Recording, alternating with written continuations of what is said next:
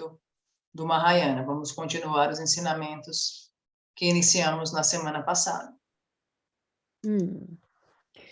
So, last week I introduced you to some of the basic principles and some of the basic meanings of certain words. And I said Maha means great, and Yana means vehicle. A Maha can also be powerful. So the great or powerful, this vehicle is a transformative vehicle. It's not just a vehicle like a bus or a plane or whatever, just takes you from A to B. Whilst you're on this vehicle, whilst you're involved in this journey of this vehicle, then it's also transforming the way that you see. Very, very powerful vehicle.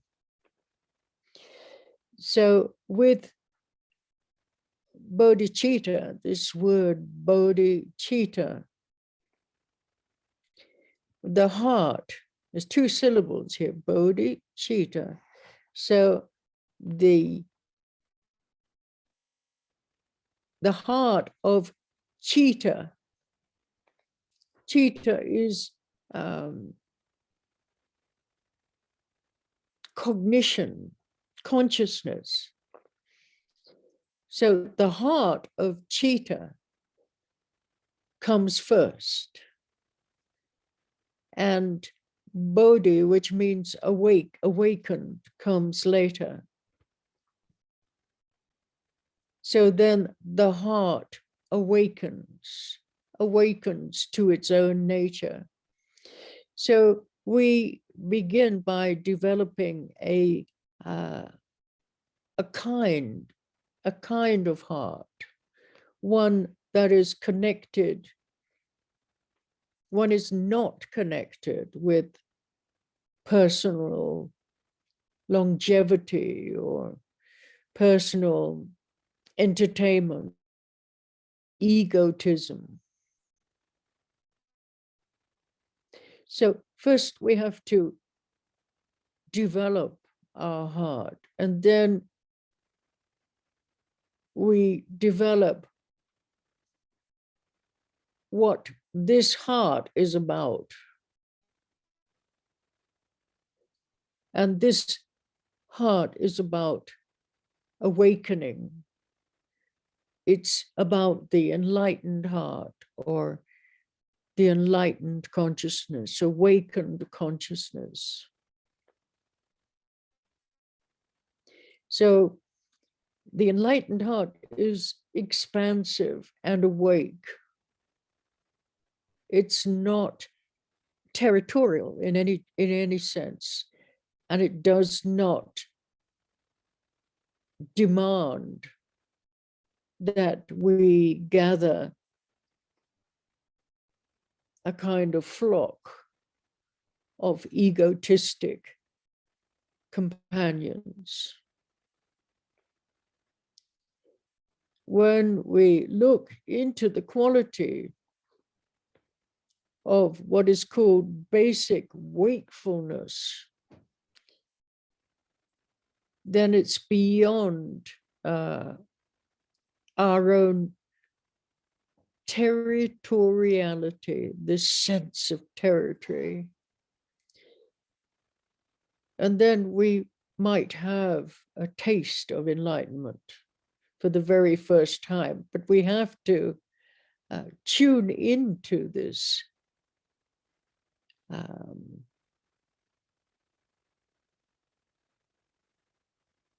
sense which is beyond territory, beyond territory, beyond territoriality.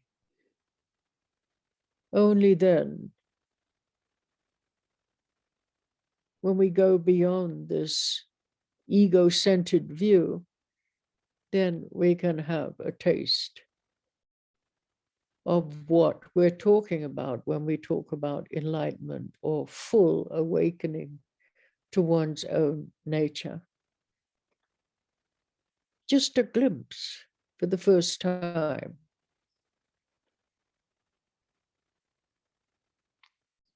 Okay, Carla.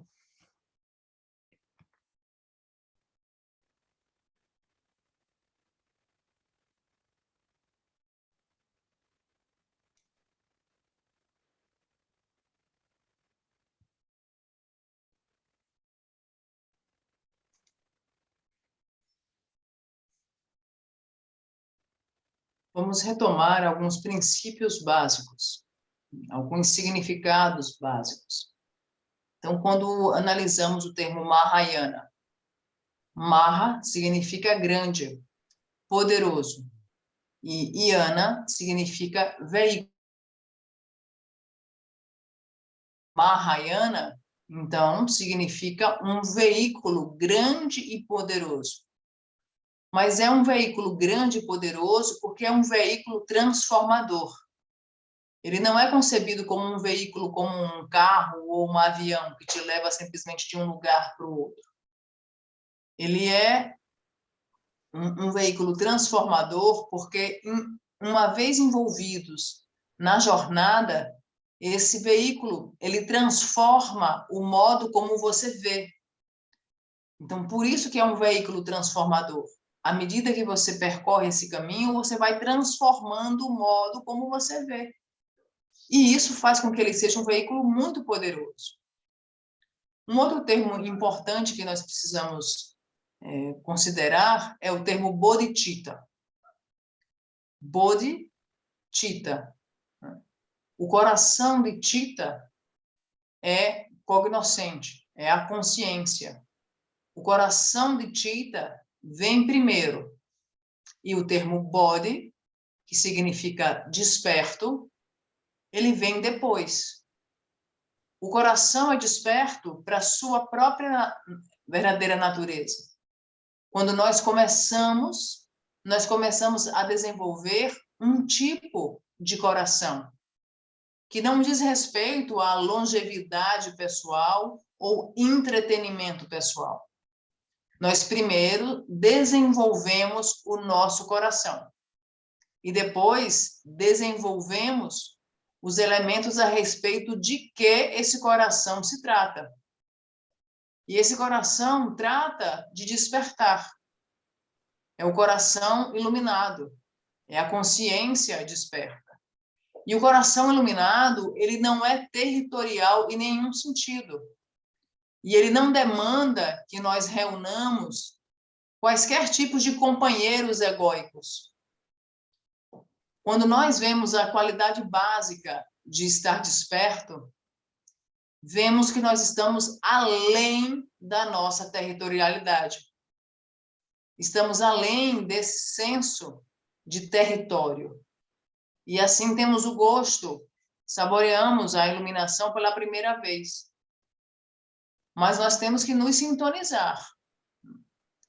Quando vamos além da desse território, só assim nós vamos além da visão egocentrada. E nós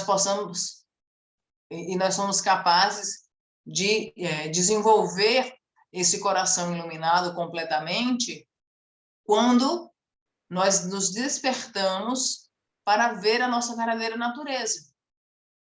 Só que isso acontece como um lampejo em um primeiro momento.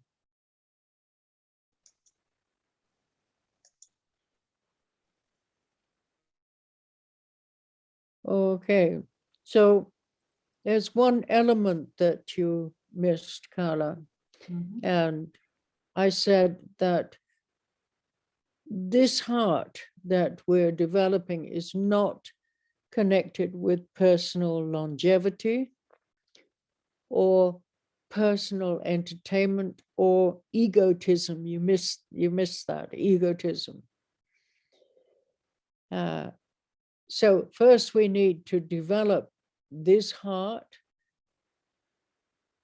and then comes what we call the enlightened heart. And the enlightened heart is expansive and awake and not territorial. It doesn't demand us to have lots of people, egoistic people around us.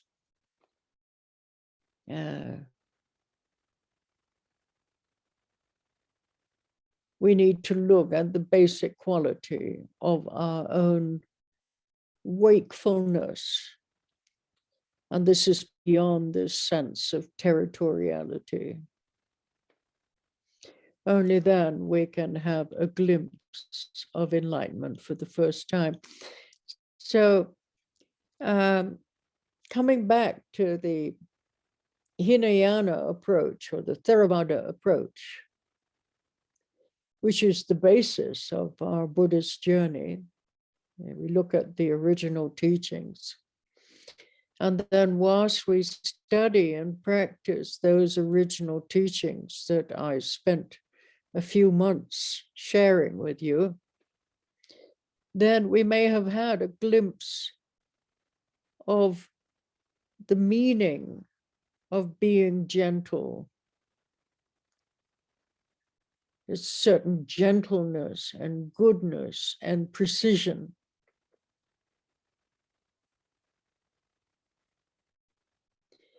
But we still may never have had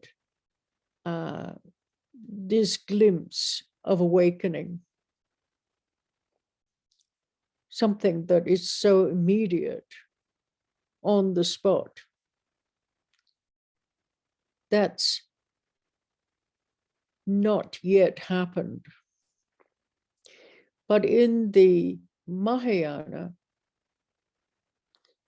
it is actually happening. And that is why it's very important for us to join mindfulness and awareness, or shamatha and vipassana. And this we should have been doing as we were studying the original teachings of the Buddha, because that's where we introduce to shamatha, vipassana, the Four Noble Truths, the Eightfold Path, the teachings on interdependent origination, the teachings on impermanence, non-substantiality. All those basic original teachings of the Buddha, that is where, if we'd really practiced, we could have had a glimpse of joining shamatha and vipassana together. In shamatha vipassana, the process of training, it takes place in our heart. It doesn't take place anywhere else. It's not an athletic approach. It's not a physical approach. It's all happening within our own heart. We're training ourselves so that we can be awakened from our own drowsiness, dullness, deep sleep, awakening from the samsaric world, our own samsaric vision. But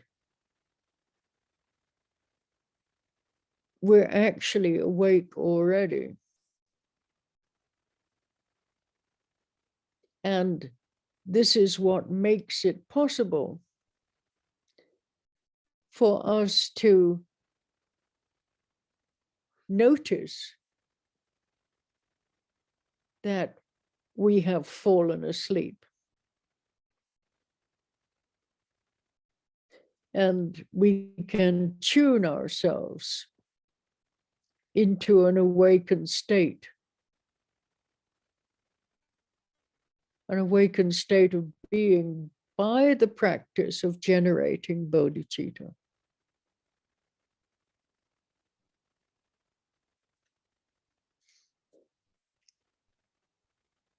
So this is the process that takes place when we begin to join together shamatha and vipassana.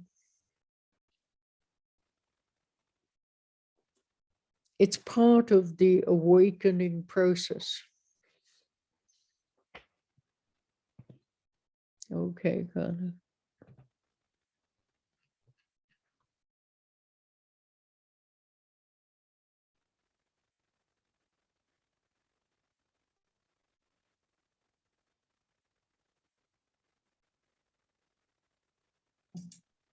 Acrescentando uma informação para a tradução anterior, esse coração que nós desenvolvemos, ele não é conectado nem com longevidade pessoal, nem com entretenimento pessoal, nem com nenhum tipo de egoísmo.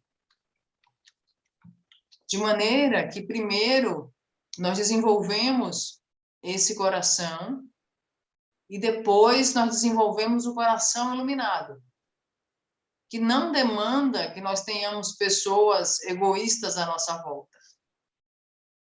Então, nós temos que olhar a qualidade básica da nossa capacidade de estarmos despertos, estarmos acordados.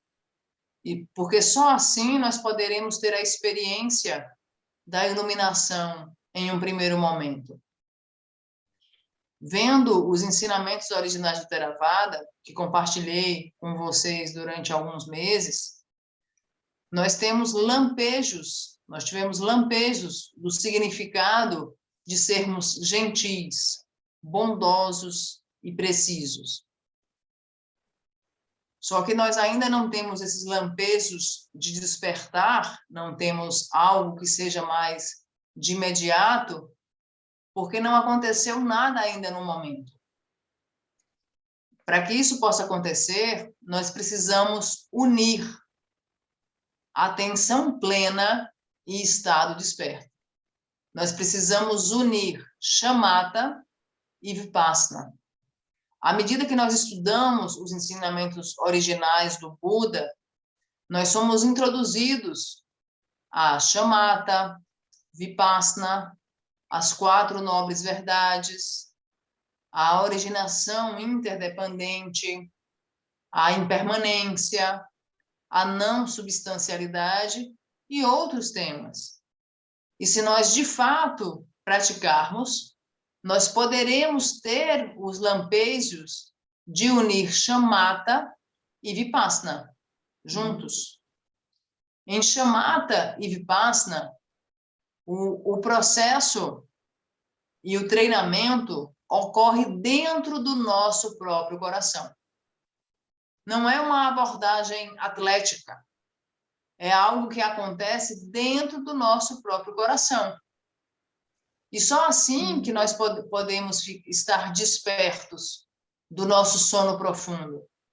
Só assim que nós poderemos acordar do mundo sansárico e acordar da nossa própria visão sansárica. E é isso que torna possível que nós percebamos que nós estávamos dormindo. Nós podemos nos sintonizar em um estado desperto pela prática de gerar bodhicitta. E esse é o processo que ocorre quando nós colocamos juntos shamatha e vipassana. Unir shamatha e vipassana faz parte do nosso processo de despertar. Faz parte do nosso processo de acordar do mundo sansárico e da nossa própria visão sansárica da vida. That's it, honey. So, through the practice of shamatha it brings what we call maitri or maitri, which is a compassionate attitude towards oneself. We really need that. You know, we need to have a compassionate attitude towards one's own confusion and how it generates so much suffering in our lives.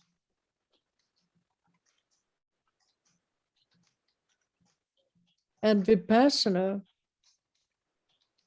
brings about karuna. And karuna is a compassionate attitude towards others. So shamatha brings about maitri, which is a compassionate attitude towards oneself. And vipassana brings karuna, which is a compassionate attitude towards others. So joining shamatha and vipassana together brings about the realization of what we call bodhicitta. When concentration and awareness are working together, even for a fraction of a second, then you may have a taste of what enlightenment might be.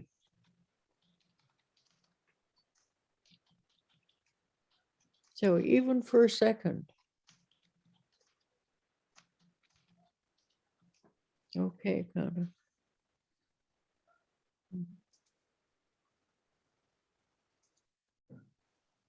A prática de shamatha traz maitri, ou maitri, que significa atitude compassiva em direção a si mesma. A prática de shamatha traz essa atitude compassiva em direção à nossa própria confusão e de como ela gera tantos conflitos e sofrimentos na nossa vida. Por sua vez, a prática de vipassana, que é a atitude compassiva em relação aos demais.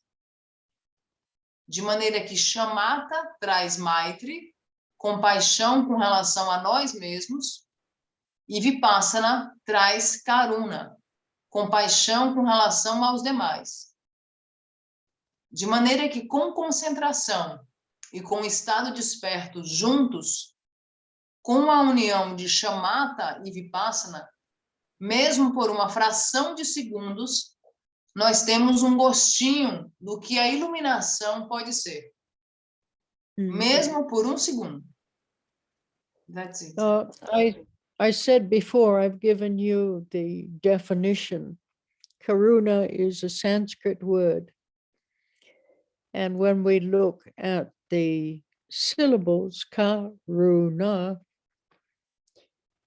I've said many times that ka is the first letter of the Tibetan alphabet.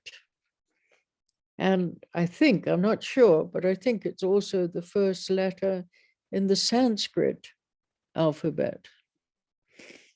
And when you translate that syllable ka, it means emptiness.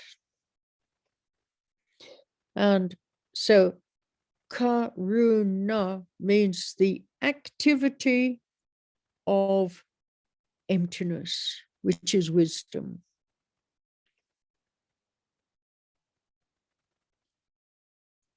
So then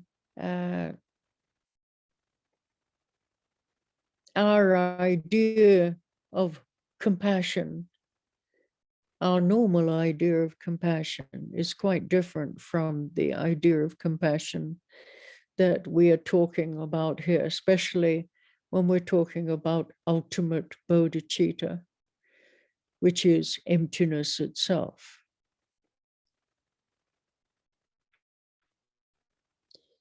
So having a glimpse of enlightenment. This is highly possible. You might find yourself with no discursive thoughts arising. And when you discover that your unwholesome discursive thoughts have finally been subjugated or pacified, then there might be a gap. A pure gap of the absolute ideal state of mind.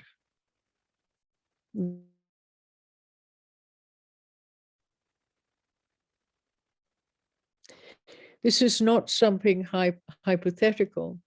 This is something that you actually see. So when your discursive thoughts are liberated,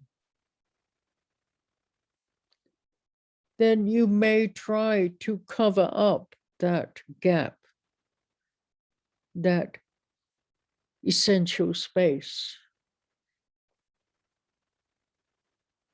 by disguising it or trying to forget it. And you may be unable to cover up that gap because it's so direct when we see, as I've said many times, the last thought has gone and the next thought has not arisen yet. And there is that gap, there is that space.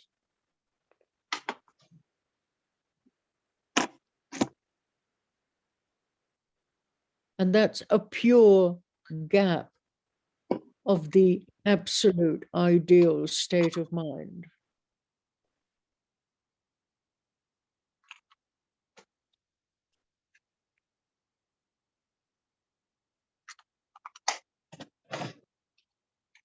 So you may be unable to cover up that gap when you see it directly.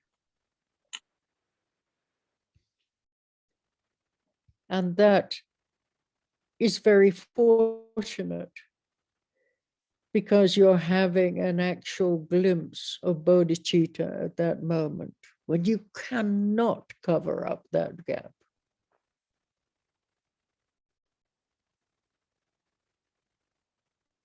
When you see it directly, you appreciate it completely.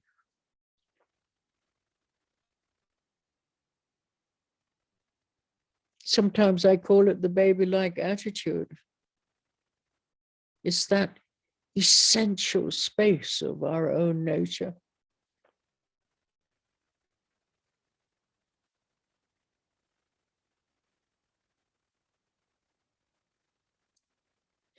So for everyone, without exception, such a glimpse is always possible.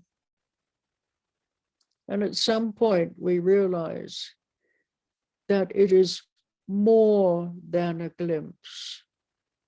It's more than just a possibility. You realize that bodhicitta is not a theory or some metaphysical concept, but a reality. It's more than rain clouds gathered. It is actual rain, not just the signs, but the actuality of our own nature, that open spaciousness.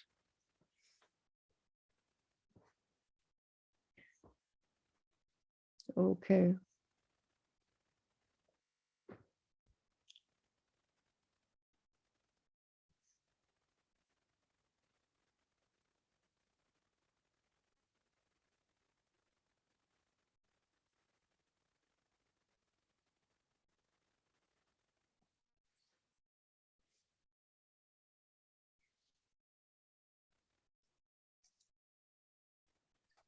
Como já foi mencionado anteriormente, karuna é uma palavra sânscrita. E a sílaba K é a primeira letra do alfabeto tibetano. E eu não tenho absoluta certeza, mas eu considero também que K é a primeira letra do sânscrito. E quando você traduz K, K significa vacuidade. E Runa é atividade. De maneira que Karuna significa a atividade da vacuidade, que é a sabedoria. E a nossa ideia normal de compaixão é bem diferente da ideia de compaixão que nós estamos tratando aqui. Em especial quando nós abordarmos o termo Bodhicitta absoluta, que é a sabedoria em si mesma. A vacuidade é mais altamente possível quando você descobre a si mesmo sem pensamentos discursivos. Quando os seus pensamentos discursivos são subjugados, são pacificados. E assim há uma lacuna pura ideal do estado da mente. E o que nós estamos tratando aqui não é algo hipotético, algo que você, né, pode supor que pode acontecer, mas é algo que pode perfeitamente ser visto. Quando os seus pensamentos discursivos são liberados, você pode tentar cobrir esse espaço, tentando disfarçá-lo ou esquecê-lo. Mas é uma experiência direta, é um ver direto. Quando nós mencionamos anteriormente, o pensamento passado se foi e o próximo não emergiu ainda. Fique nesse espaço, né? Há uma lacuna absoluta do estado na mente nesse espaço. O pensamento passado se foi e o próximo ainda não emergiu.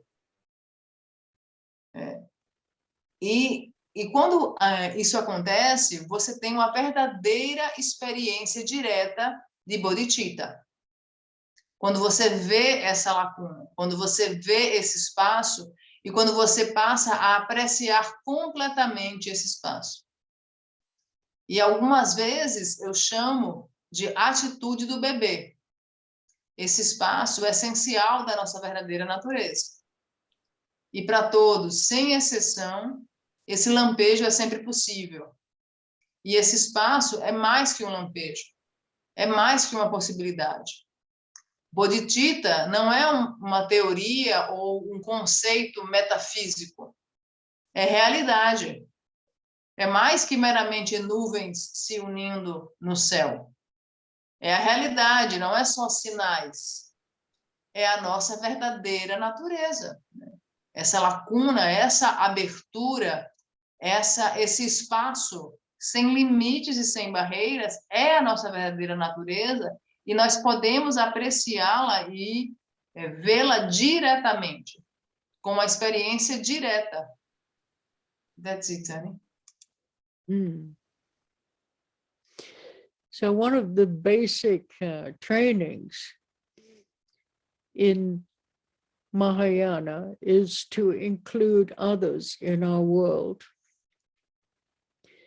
And that's why there's always an emphasis at the beginning of any teaching or any practice. We're always introduced to our own motivation as to why we are listening to teachings or practicing or doing anything in relationship to the Dharma.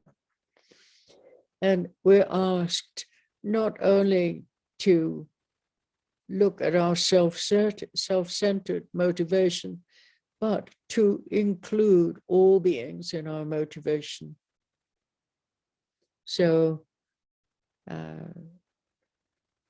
by listening to these teachings, by practicing these teachings, may not only I benefit, but all beings benefit. So we're introduced, when we start to practice Mahayana, more and more we are introduced to the attitude that concerns others, not our constant self-centered attitude, but to open our heart to others, to include others in our world. And also when we dedicate the merit of all our actions, then others, may all beings benefit from whatever I have practiced or studied, or whatever activity I've done during the day. May all beings find benefit. So our world is not so self-centered. Before, it was about our self-liberation when we were looking at the Theravada approach, but now we're concerned with all beings. So others, the focus is on others in our world. And that process begins with the realization of complete bodhicitta or absolute bodhicitta. You don't have to cultivate an awakened state as being something new in your system. We realize that we already have this awakened state as our potential.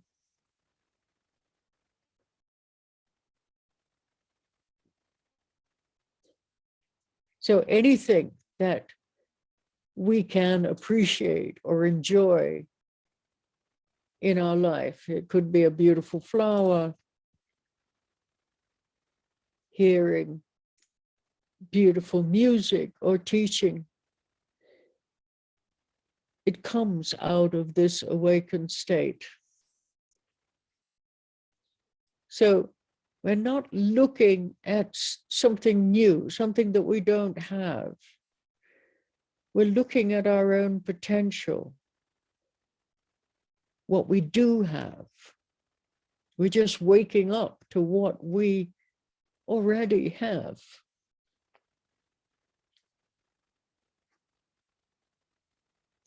So one of our problems is that we haven't, for a very long time, we haven't appreciated ourselves fully. We don't appreciate what we are capable of seeing and hearing and experiencing. We don't appreciate that potential. We think that we have to buy something expensive, and that will be the answer to what we're looking for.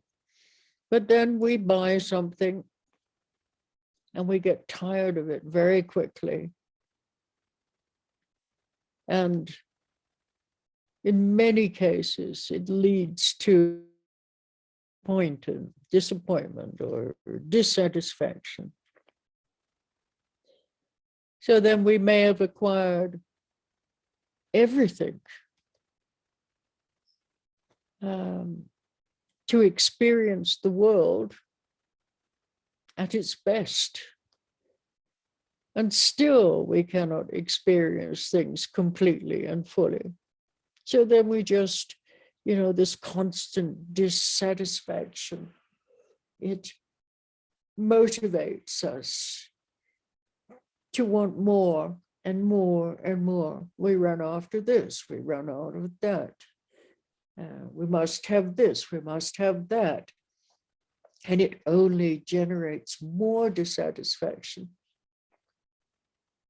because we just don't know how to experience what we have fully and completely.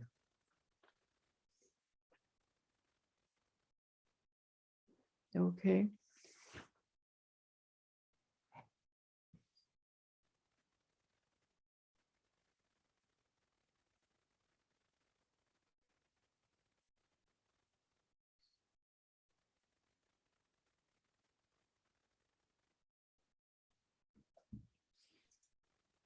Um dos treinamentos básicos do Mahayana é incluir outros no nosso mundo. E há sempre uma ênfase, antes de qualquer ensinamento ou prática, nós sempre somos introduzidos à nossa motivação. Nós nos perguntamos por que nós estamos fazendo qualquer coisa em relação ao Dharma. Qualquer ensinamento, qualquer prática, nós incluímos todos os seres na nossa motivação por ouvir esses ensinamentos ou por praticar. Então, nós aspiramos que não só eu possa me beneficiar desses ensinamentos e dessas práticas, mas que todos possam se beneficiar desses ensinamentos e dessa prática. Então, no Mahayana, nós estamos mais e mais preocupados em nos importar com os outros, em abrir o nosso coração para incluir os outros no nosso mundo e para dedicar o mérito das nossas ações. Então, tanto na prática da motivação, como na prática de dedicação ao mérito, novamente, nós incluímos todos os seres. Que todos os seres possam se beneficiar da prática desse estudo, que todos os seres possam encontrar o benefício advindo desses ensinamentos, de maneira que no Mahayana o nosso mundo não é tão autocentrado. Por sua vez, na linhagem Theravada, há uma maior concentração, uma concentração profunda na nossa autoliberação. Já no Mahayana, nós focamos nos outros, no nosso mundo. E no Mahayana, nós buscamos a realização da Bodhicitta completa, ou da Bodhicitta absoluta. De maneira que você não tem que cultivar um estado desperto como se fosse algo novo no nosso sistema. Nós reconhecemos essa Bodhicitta como se nós já tivéssemos esse estado desperto em potencial. E nós podemos ter esse estado desperto em potencial contemplando uma flor, contemplando uma música. Vem desse estado desperto, nós não olharemos para a Bodhicitta como se fosse algo novo. Nós não olharemos para esse estado desperto como se fosse algo que nós não tivéssemos, como se fosse algo novo no nosso sistema. Mas nós olhamos para algo que nós já temos. Nós olharemos para o nosso próprio potencial. Um dos nossos problemas é que nós nos concentramos naquilo que nós não temos por um longo tempo. Nós não apreciamos a nós mesmos integralmente e totalmente. Nós não apreciamos o que somos capazes de ver, de ouvir, de sentir, de perceber. E nós passamos a não ter essa apreciação e valorização. E como nós não apreciamos o que nós já temos, nós acreditamos que sempre temos que comprar algo caro, algo fora de nós, que vai nos proporcionar aquilo que nós estamos procurando. E, em muitos casos, isso só nos leva a desapontamento e insatisfação. Nós sempre temos esse sentimento de que nós temos que adquirir tudo para poder experienciar o mundo em seu melhor. Mas, mesmo assim, nós não podemos experienciar o mundo completamente. Porque esse sentimento de insatisfação constante faz com que nós sempre queiramos buscar algo mais, algo mais, algo mais, o que simplesmente vai gerando mais e mais insatisfação, porque nós não sabemos apreciar aquilo que nós já temos inteiramente e completamente. That's it, Annie. Yeah, so the idea of bodhicitta is that we have the faculties to appreciate and experience the world at its best. We can see things beautifully or hear things beautifully, experience things beautifully. The reason for our constant dissatisfaction is that we don't of our struggling and our searching, all our constant shopping, always looking for something new, something that will entertain us in some way. We feel if we let go of our constant striving to fulfill the feeling that something is missing, we feel that we might have given up something that was necessary to experience those fleeting moments of pleasure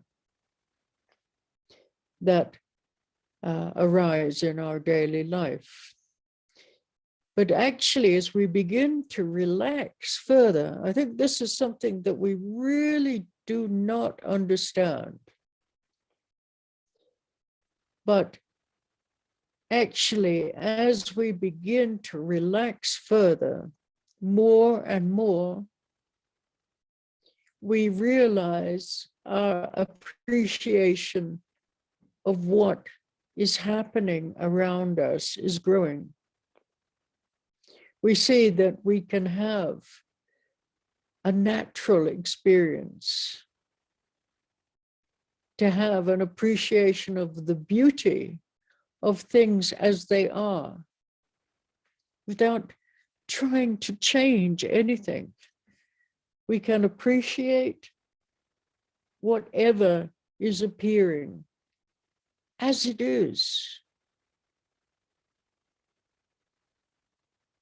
because we can begin through relaxation, through a relaxed mind, we can begin to see things and experience things fully. So our main obstacle to the realization of bodhicitta is aggression. And aggression that may arise from too much learning, too much intellectual learning, and that leaves us with the feeling that we already know. Really look at yourselves, look at your own experience. How many times do you say to yourself, because you've read something or you've heard something, I know this? How many times do you do that? That becomes an obstacle when you think you know. Then you shut down. You can't really appreciate anything when you have that feeling, I know.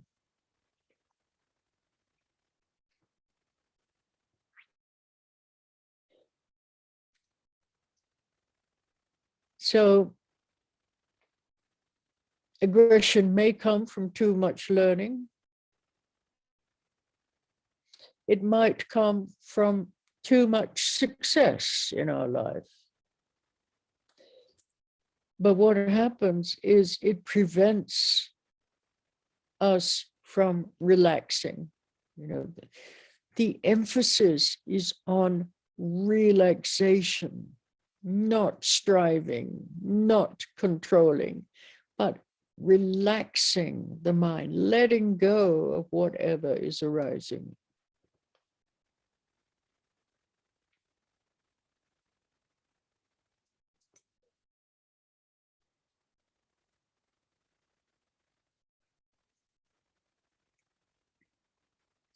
So you might be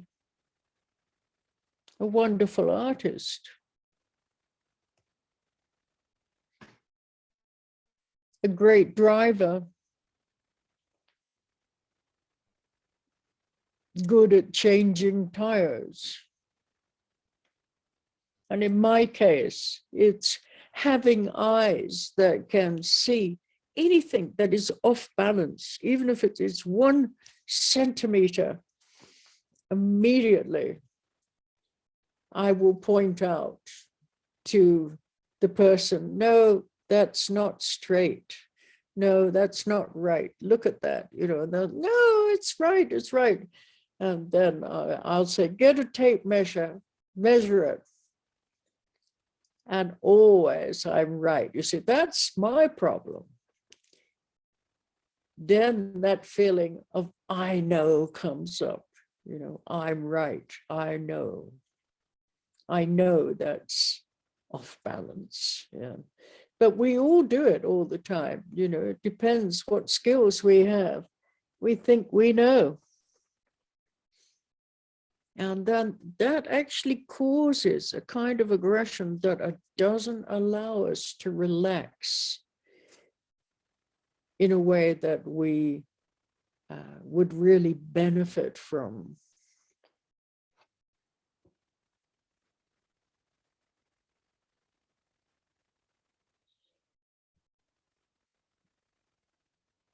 So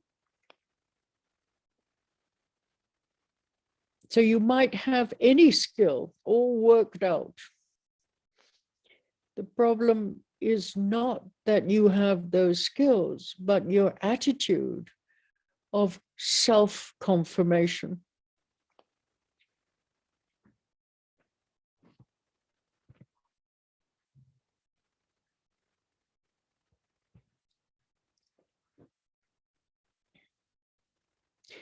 So then all those tendencies of self-confirmation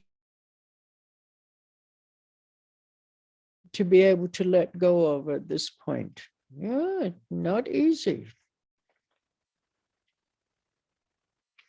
All right, Carla.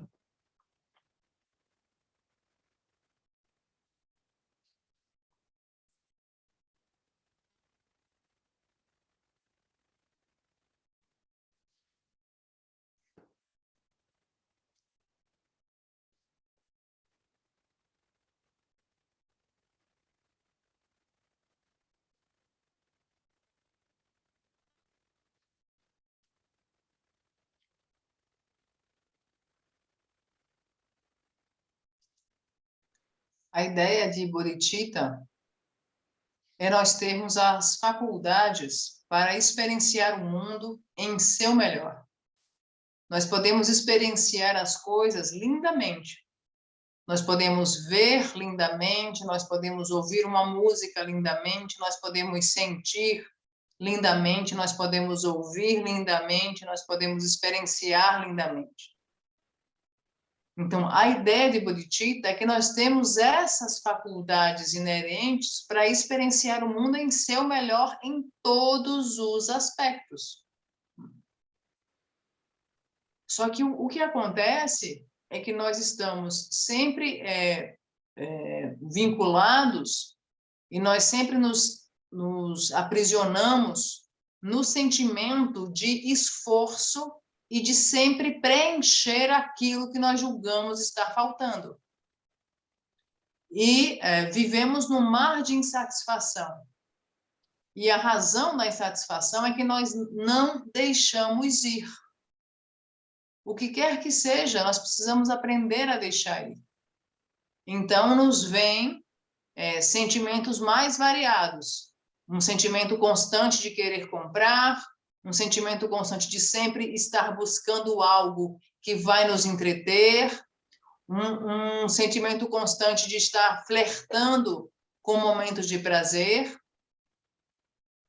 Então, nós precisamos compreender mais profundamente o que significa relaxar.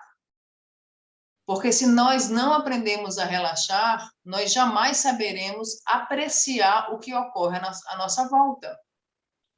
Assim que nós começamos a relaxar mais e mais, nós seremos capazes de apreciar o que acontece à nossa volta.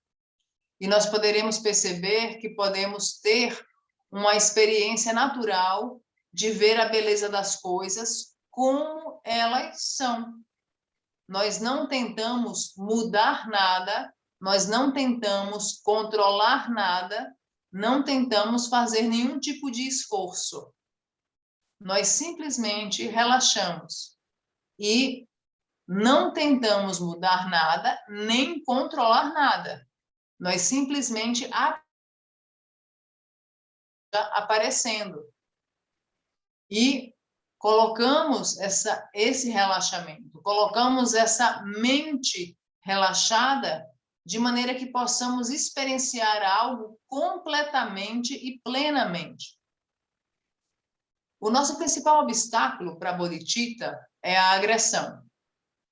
E essa agressão advém de muito entendimento intelectual, muito aprendizado intelectual, que faz com que nós tenhamos um comportamento pretensioso, um comportamento de que nós já sabemos. Eu já sei isso. Quando nós fazemos, eu já sei isso, nós nos fechamos. Isso se torna um obstáculo. E quantas vezes nós não fazemos isso?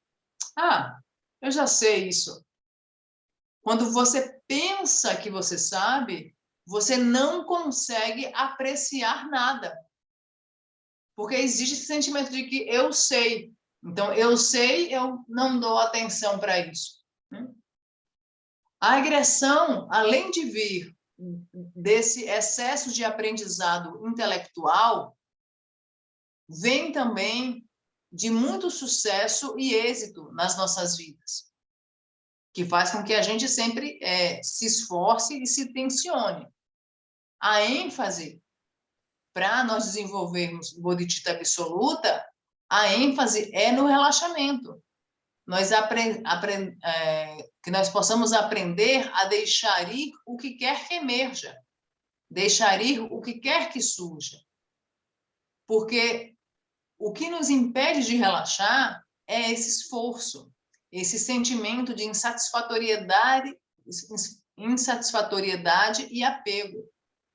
É essa pretensão de que nós julgamos que já sabemos as coisas, porque nós já temos o conhecimento intelectual a respeito de um dado tema.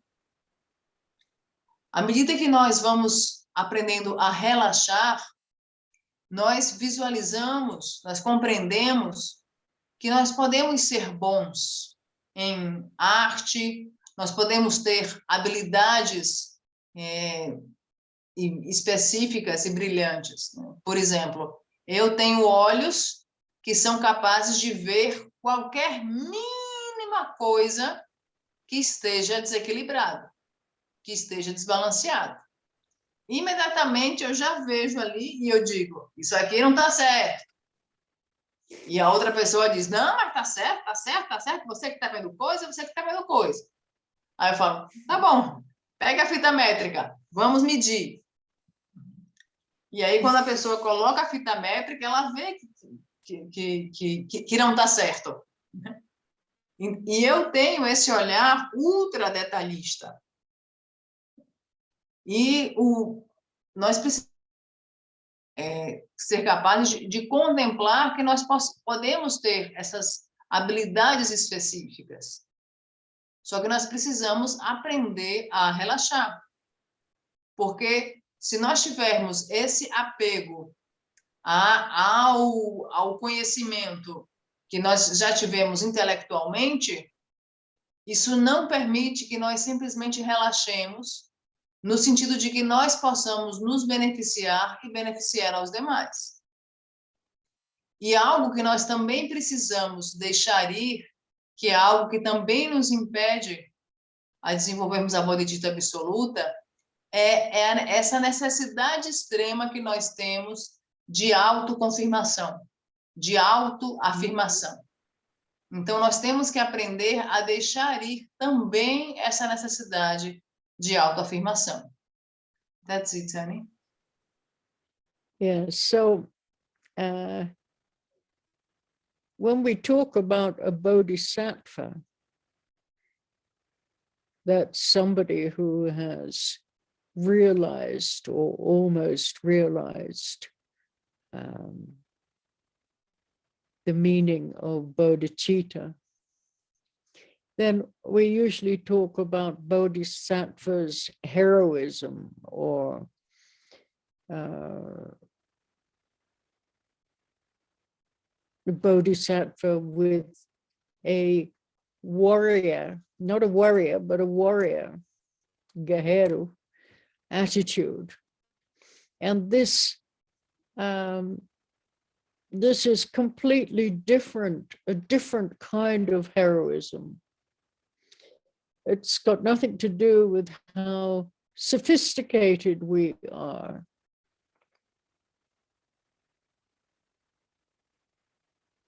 Even if we are sophisticated, we're not making ourselves into potential bodhisattvas.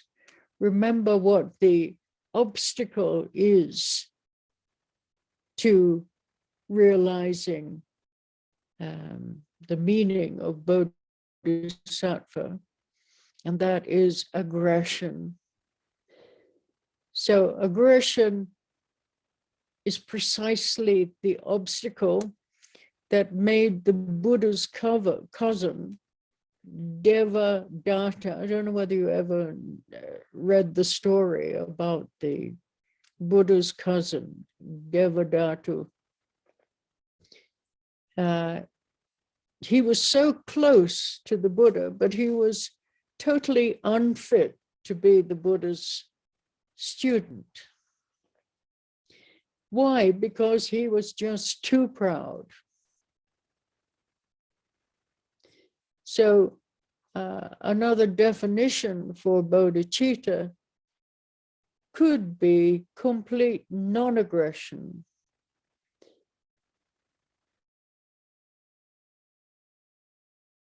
Peace without any reward. Openness without any feedback. We're just simply open. And then the quality of peace and gentleness in the Bodhisattva's approach is completely powerful. No aggression at all. Compassion or warmth actually possesses a lot of humor. Prajna or transcendental knowledge possesses a lot of jokes. If you look at many masters, they have a wonderful sense of humor. You know, they're always making you laugh. If you listen to Zonzo Kenzi's teachings, it's always, everything is so light and playful. Even though he's talking about the most profound aspects of the teachings, he's still making jokes about himself. Always keeping everything very light, very playful.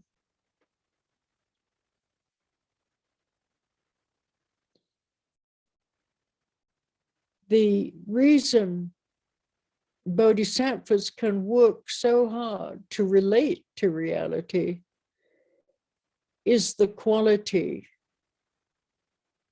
of appreciation, of joy and humor. There's a willingness to be adolescent,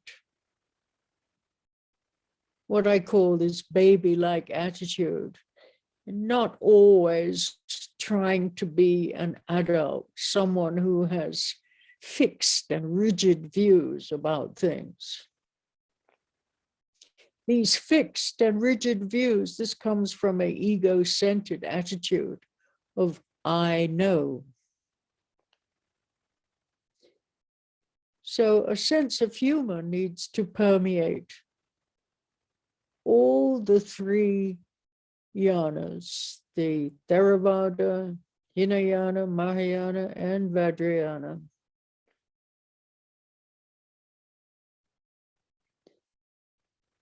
But it may not happen so much in the Theravada, but in the Mahayana and Vajrayana, then we're definitely willing to have more of a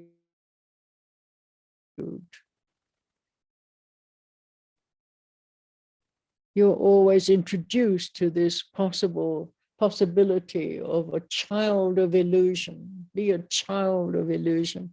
You hear that so much about your practice. Child of illusion.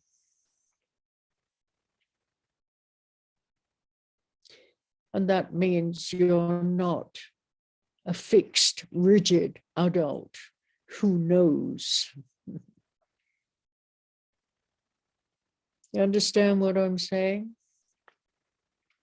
This playfulness, when we start to practice, we become so rigid, constipated.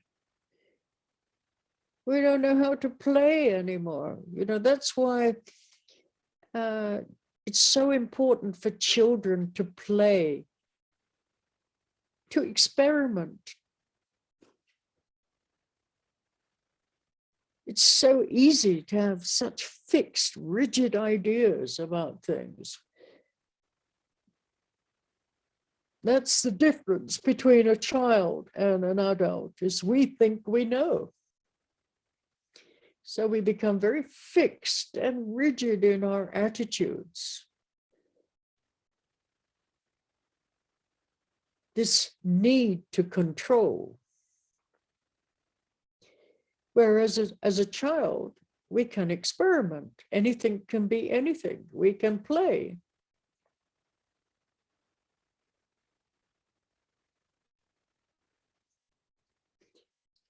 All right, Kala.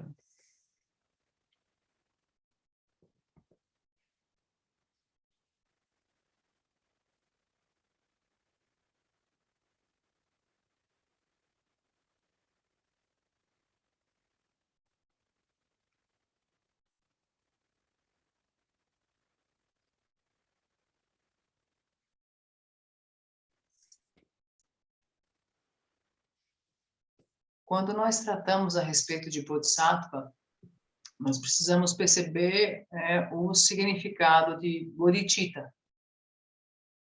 E nós ouvimos uma terminologia que é o heroísmo do Bodhisattva. O Bodhisattva com uma atitude de guerreiro. Só que esse é um heroísmo completamente diferente. É algo totalmente sofisticado. E nós estamos nos tornando potenciais, nós não estamos nos tornando potenciais bodhisattvas. O que nós precisamos perceber inicialmente é que o obstáculo de perceber o significado de bodhisattva é a agressão.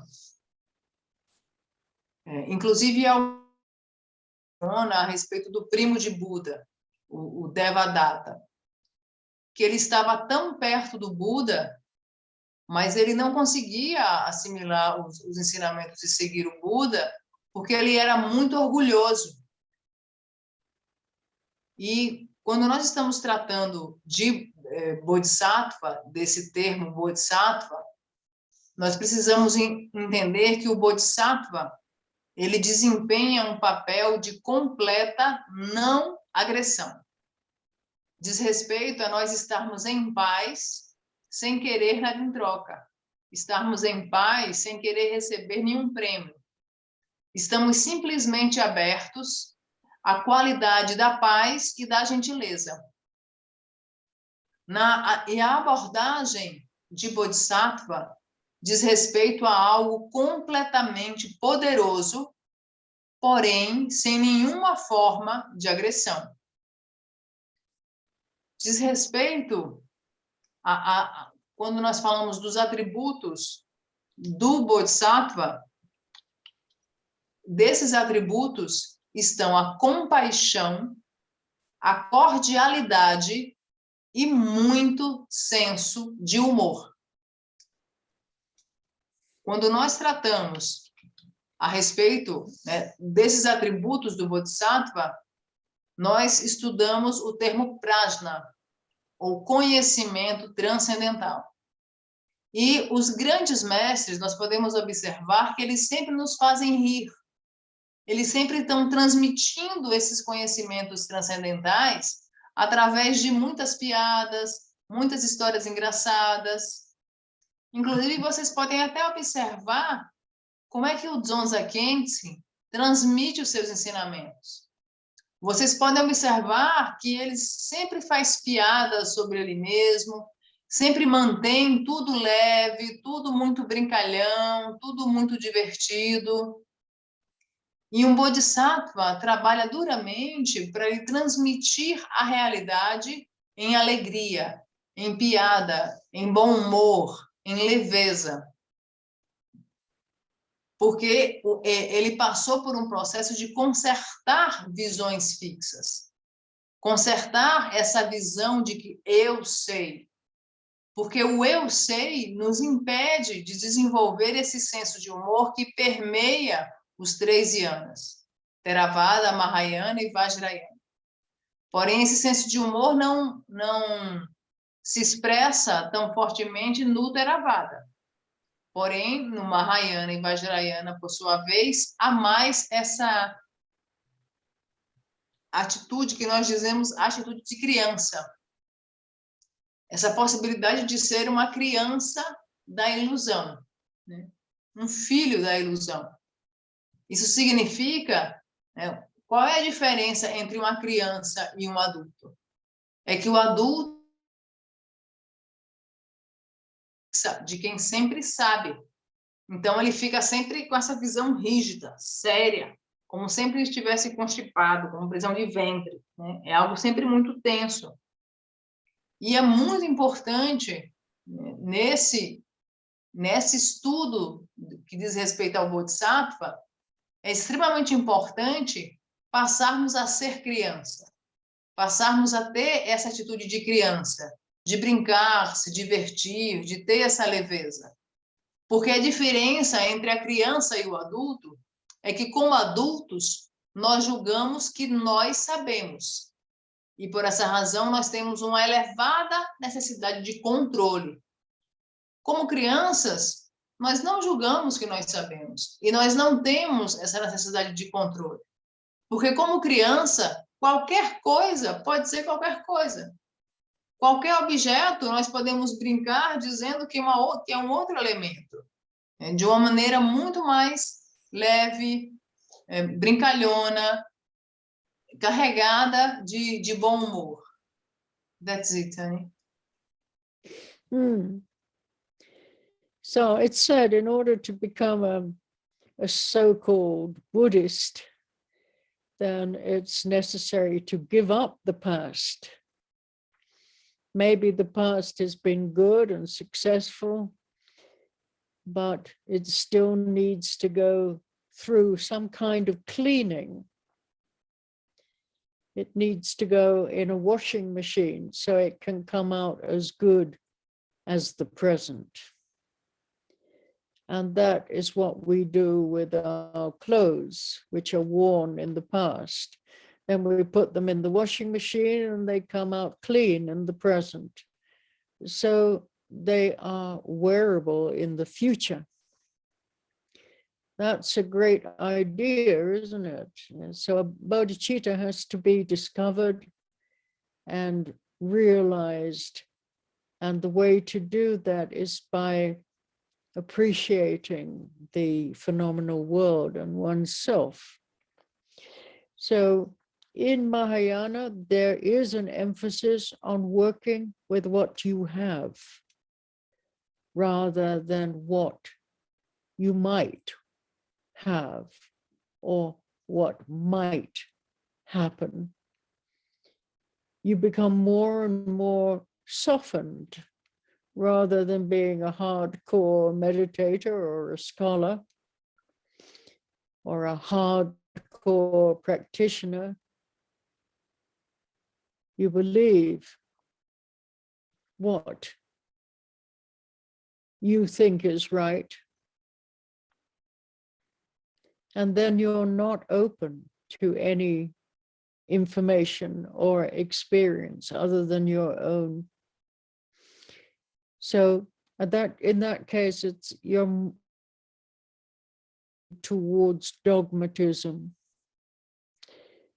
No matter how small it might be, it becomes an obstacle to developing bodhicitta. So the Mahayana brings a greater vision and greater action. So there's heroism, there's celebration and excitement. These qualities are part of it. You begin to like the world around you. You become more aware of the activities and phenomena happening during your meditation and also post-meditation experience.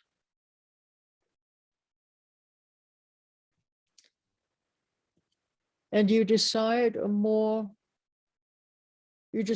have a more profound appreciation of the phenomenal world. You begin to like your environment. And as ego-less as you may be, you begin to like yourself.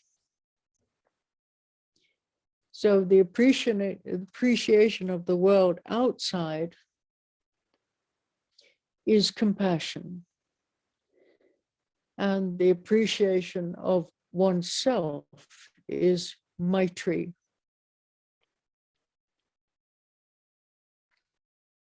So unless these two are working together, then we can say the path becomes a dead end. It's not going anywhere. So we need both karuna and maitri, loving kindness, compassion, and the appreciation of loving kindness. So appreciation of the world outside is compassion, and appreciation of oneself is maitri, loving kindness. So we need both. Otherwise, we're not going anywhere along this approach of Mahayana. Okay, that's it for today.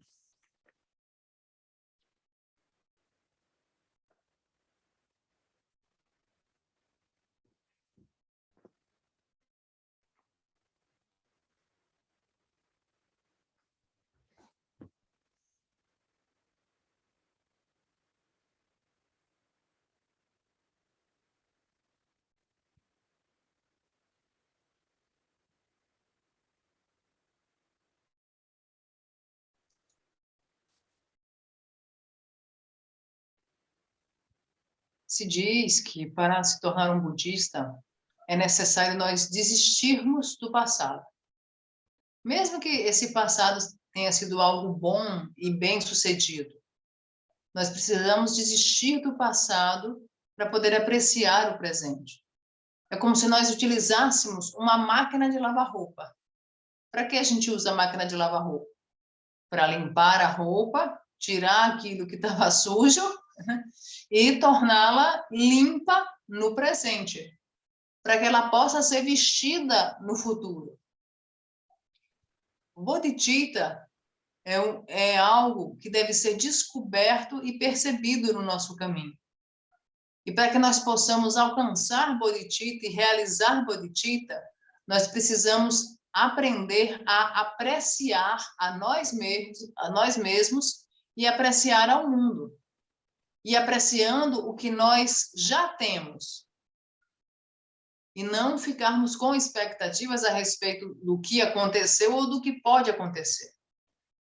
De maneira que quando você se dedica à Bodhicitta, você vai se tornando cada vez mais e mais macio, cada vez mais e mais suave, leve, cordial, em vez de ser cada vez mais um erudito, um estudioso, um sabichão, né, que sabe de tudo e não se abre para nada. De maneira que quando você passa a se conectar mais com essa compreensão a respeito de Bodhicitta, você passa a estar mais aberto a outras experiências, em vez de meramente estar aberto só para as suas. E nós precisamos observar constantemente uma tendência que nós temos ao dogmatismo. Porque essa tendência ao dogmatismo é um grande obstáculo para nós desenvolvermos Bodhicitta. Quando se trata do Mahayana, se trata, né, dessa grande visão, né, e se torna, quando nós nos debruçamos sobre a terminologia de Bodhicitta e seus atributos, isso envolve essa grande visão, esse heroísmo, essa celebração, essa leveza, essa cordialidade, que você passa a iluminar o mundo à sua volta. E você passa a ver as atividades dos fenômenos durante a sua meditação e durante a sua pós-meditação. E assim você decide ter mais apreciação do mundo dos fenômenos. Você começa a gostar mais do seu ambiente, e em especial com a compreensão você começa a gostar de si mesmo. E é uma apreciação do mundo lá fora. E essa apreciação diz respeito à compaixão. E para que nós desenvolvamos Bodhicitta, nós precisamos de ambos, tanto de Maitri, que é a compaixão de si mesmo, como Karuna, a compaixão por todos os demais. Nós precisamos ter a bondade amorosa, a compaixão e a apreciação de todos os fenômenos.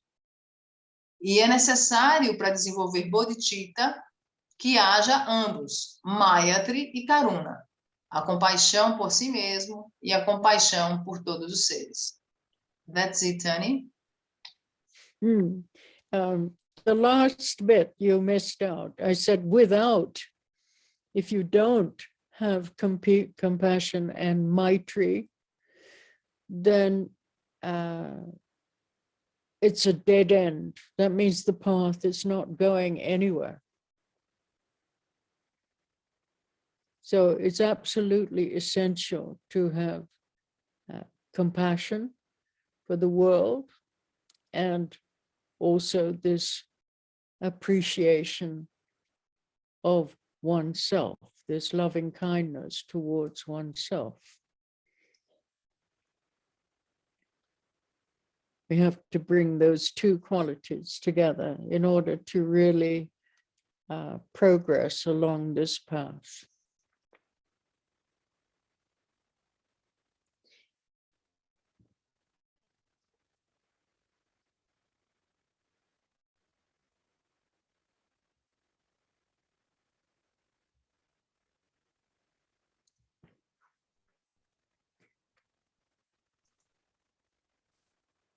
É importante destacar que sem compaixão, sem Maitri, sem Karuna, o que acontece é um final morto. Você não vai a lugar algum sem esses elementos.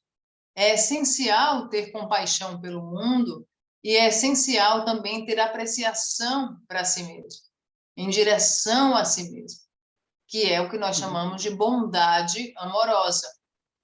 Nós temos que ter essas duas qualidades para que nós possamos progredir ao longo desse caminho.